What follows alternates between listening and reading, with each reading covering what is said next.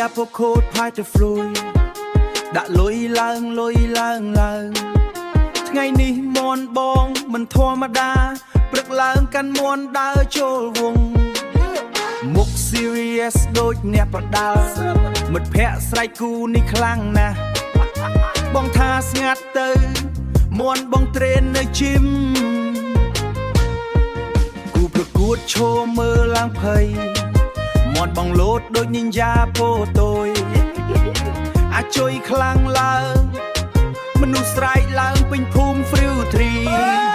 អាចជួយខ្លាំងឡើងមានអ្នកយើងឈ្នះហើយឈ្នះអើយគេអស់លុយអង្គុយស្ងាត់បងសើចឡើងដល់របងផ្ទះចូលមិនព្រឹកស៊ីបាយមួយខែពោប្រពន្ធឃើញលុយញញឹមភ្លាម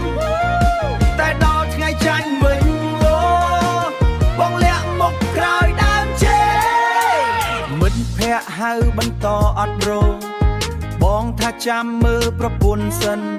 បងថាចាំមើលប្រពន្ធសិនណាបេ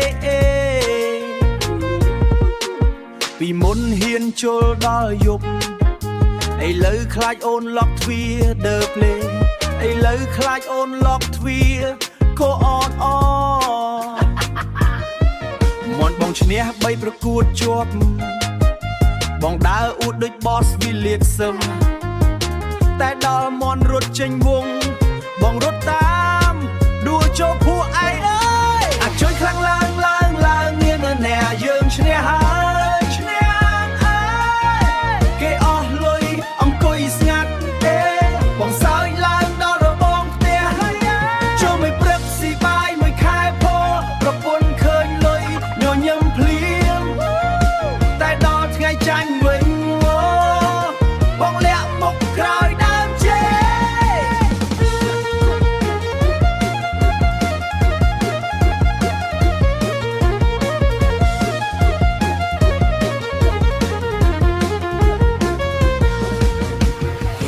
យ៉ាពកូតផាតអូយ